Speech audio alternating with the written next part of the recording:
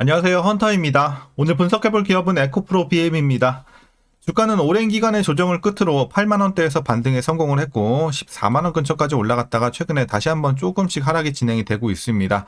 자, 이제 본격적인 상승인 줄 알았는데 이제 끝인 건가? 많은 분들이 좀 우려를 하고 있는 상황에서 앞으로 주가가 다시 한번 반등할 수 있을지 분석을 통한 향후 주가의 흐름 알아보도록 하겠고요. 자, 이제 보유자분들 대응이 중요하겠죠. 목표가 설정부터 물려 계신 분들 대응 방법 그리고 신규 진입 관점까지 다양한 투자 전략도 함께 알아보도록 하겠습니다. 자, 이어서 수급상황입니다. 한 달 기준으로 개인이 샀고요. 외국인과 기관이 팔았습니다. 그리고 최근까지도 굉장히 오랜 기간 뚜렷한 스탠스를 보이면서 확고한 포지션을 유지하고 있습니다. 자, 외국인과 기관의 이탈이 최근에 하락을 이끌고 있는 상황입니다. 자, 이어서 신용 잔고율 보시겠습니다. 1.33%, 과거 대비 소폭 올라왔지만 우려할 정도는 아니죠. 여전히 안정적인 수치고요. 공매도 확인하겠습니다. 자, 공매도가 최근에 이제 부담으로 좀 다가오고 있어요. 연일 계속해서 10% 중반대를 기록을 하면서 상당히 좀 부담이 있는 상황입니다. 그래서 매매 비중이 상당히 높고요. 이에 따라서 이제 대차 잔고도 계속해서 좀 상승을 보이고 있는 최근의 상황입니다. 얼마 전까지는 하락하는 분위기는 좋았어요. 하지만 다시 한번 최근에 공매도 매매 비중 상승과 함께 다시 한번 올라가고 있다는 점. 아직은 그렇다고 해서 우리가 지나치게 우려할 정도는 아니지만 확실히 공매도 부담이 지금부터는 생기고 있는 시점입니다. 자, 그래서 앞으로 계속해서 대차 잔고 증가세 이어갈지 좀 더 지켜봐야 될 것 같습니다. 만일 계속 올라준다면 계속해서 하방으로 압력을 받을 수밖에 없는 상황이겠습니다. 자, 이어서 동사 재무제표 분석 들어가 보도록 하겠습니다. 먼저 2020년도 매출부터 보겠습니다. 8,500, 1조 4천, 5조 돌파, 자, 거의 7조 근처까지 가면서 재작년까지 상당히 좋은 흐름이었죠. 하지만 작년에 이제 반토막이 더 났고 2조 7천까지 떨어졌다가 올해 약간 회복합니다. 3조 정도. 그리고 3조 9천, 6조. 향후에는 그래도 점차적으로 좀 속도를 내면서 회복이 될 전망입니다. 자, 그래서 올해는 일단 조금 아쉬운 회복이지만 내년 이후를 좀 기대해 보면 좋을 것 같고요. 영업이익도 마찬가지죠. 올해 흑자 전환에 성공하면서 그래도 괜찮은 회복을 보이고 있지만 어쨌든 내년 후년 가면서 조금 더 속도를 낼 전망입니다. 자, 단기 순이익도 마찬가지 스탠스로 보시면 될 것 같고요. 그래서 확실히 좀 저점은 지나고 있는 상황입니다. 자, 이어서 분기별로 전년 대비 영업이익만 한번 살펴보도록 하겠습니다. 먼저 지난 2분기에는 39에서 490, 크게 올랐어요. 그래서 2분기에는 서프라이즈가 좀 나왔고, 3분기 마이너스 400에서 400, 마찬가지로 흑자 전환 크게 개선이 됩니다. 4분기도 마이너스 30에서 90 괜찮고요. 1분기 20에서 180, 좋은 흐름 계속 이어갑니다. 그래서 전반적으로 전년 대비 크게 개선이 되는 매 분기의 실정입니다. 다만 전분기 대비해서 꾸준하게 올라가는 흐름은 아니에요. 오히려 막 더 떨어지고 좀 지지부진한 흐름은 좀 다소 아쉬워 보입니다. 자, 이어서 동사 부채 비율 살펴보도록 하겠습니다. 70, 140, 자 170까지 올랐다가 다시 좀 안정을 찾나 싶었던 작년, 하지만 올해부터 다시 올라갑니다. 150, 내년엔 160, 180 이런 식으로 꾸준하게 조금씩 올라갈 예정입니다. 그래서 부채 부담은 조금 있는 상황에서 앞으로 조금씩 늘어날 전망입니다. 자, 이런 점도 솔직히 좀 아쉽긴 합니다. 그렇다고 해서 우리가 막 엄청나게 우려할 정도는 아니지만요. 자, 이어서 ROE 보겠습니다. 11, 20, 24까지 좋았죠. 하지만 최근에 마이너스를 기록을 해왔고 올해 일단 플러스 전환에 성공은 하지만 여전히 1.5 상당히 아쉬운 수치입니다. 내년 후년 그래도 조금씩 올라갈 것으로 전망이 되고 있어서 수익성은 회복이 진행이 되고 있다. 이렇게 보시면 되겠습니다. 아직은 좀 아쉽습니다. 자, EPS도 올해 플러스 전환하지만 수치가 좀 아쉽죠. 그리고 이제 내년 이후를 좀 더 기대해 볼 수 있는 상황. 자, 그리고 이제 배당금은 450원 올해 예상치가 나오고 있습니다. 그래서 만일 이대로 배당을 하게 된다면 현재 종가 기준으로 계산했을 때 배당 수익률은 약 0.38% 기대해 볼 수 있겠습니다. 배당 굉장히 소소합니다. 자, 이제 마지막으로 현재 PER 431.24배, PBR은 6.74배 나오고 있습니다. 그래서 현재 주가 밸류에이션 상황은요. 지금은 명백한 고평가 구간이라고 말씀드릴 수 있겠습니다. 물론 주가가 많이 내려왔으니까 이제 싼 구간, 저평가 아니냐 이렇게 보실 수도 있어요. 하지만 과거에 이미 에코프로 BM에 대한 성장 기대감이 워낙 컸다 보니까 실적 대비 이런 이제 주가가 먼저 치고 올라간 케이스로 보시면 될 것 같아요. 그래서 지금 현재 PER, PBR도 글로벌 동종업체 대비해서는 굉장히 높은 수준입니다. 그렇기 때문에 지금 아직은 주가가 좀 많이 못 올라가긴 했어도 고평가 구간이다라고 정리하겠습니다. 자, 이어서 동사 관련 이슈 한번 살펴보도록 하겠습니다. 먼저 지난 2분기 실적인데요. 상당히 잘 나왔죠. 영업이익이 전년 동기 대비 1159%나 증가를 했고 당기순이익도 흑자 전환에 성공하는 모습이었습니다. 특히 이제 영업이익이 시장 예상치에 299% 거의 300% 가까이 웃돌았다는 점에서 상당히 좀 긍정적인 실적이 나왔습니다. 그 배경으로는 ESS와 전기차용 양극재 출하가 시장 예상치를 뛰어넘었는데요.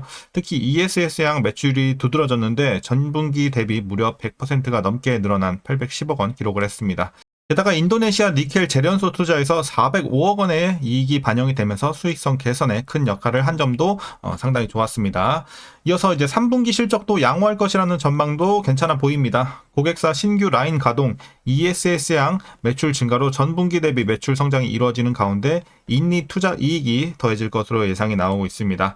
그리고 상반기에는 미국 전기차 판매가 다소 주춤하긴 했지만 3분기에는 전기차 구매 보조금 만료 전 선구매 수요가 반영될 가능성이 있습니다. 그리고 다만 이제 에코프로 BM이 중장기적인 상승 추세에 올라탈지에 관해서는 증권가에서도 의견이 서로 갈리고 있는 상황입니다.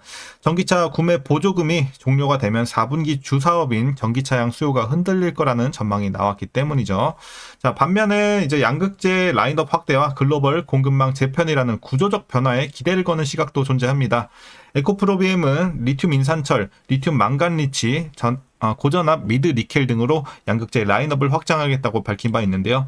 또한 미국과 유럽의 중국 배터리 견제 흐름 속에서 국내 기업이 중국산 배터리를 K 배터리가 대체할 거라는 의견도 나오고 있기 때문입니다. 자, 이제 마지막 이슈입니다. 에코프로 BM이 소듐 이온 배터리용 2세대 양극재를 내년에 선보일 예정이고요. 기존 대비 에너지 밀도를 10% 이상 높이는 성과를 목표로 하고 있습니다. 그리고 소듐 이온 배터리는 리튬보다 풍부하고 저렴한 소듐을 이용을 해서 경제성이 높고요. 저온 성능과 안전성이 우수해서 차세대 배터리로 또 주목을 받고 있는 상황입니다.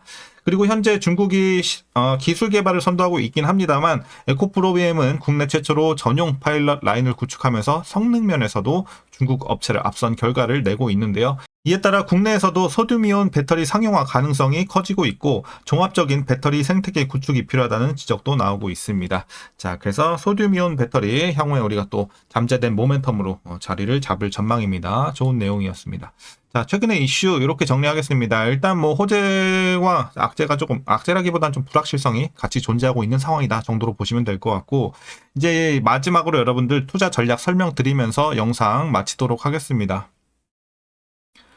자, 먼저 신규 진입 관점에서는 반대 의견 드리도록 하겠습니다. 지금 엄청 위험한 구간, 그 정도까지는 아니에요. 하지만 지금 들어갔을 때 우리가 메리트를 좀 생각해보면 다소 좀 아쉬운 상황이지 않나.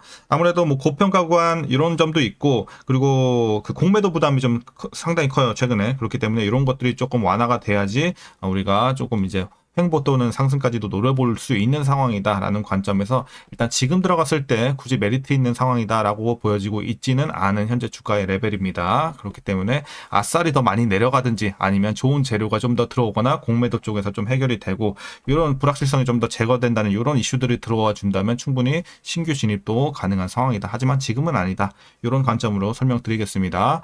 자, 그럼 이어서 보유자분들 대응 전략 설명드리도록 하겠습니다. 먼저 목표가부터 설정하겠습니다.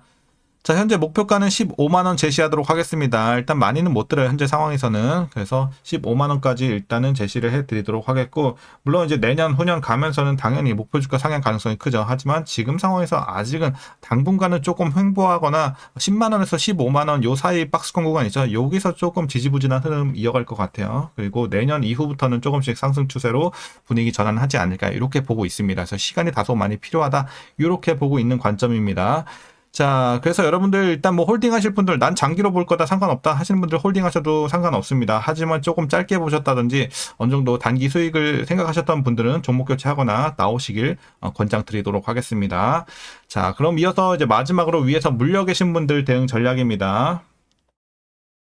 자, 일단 라인을 제가 2개만 더 그리도록 하겠습니다. 23만원 라인이랑요. 그리고 13만원 라인 되겠습니다. 대략 이 정도.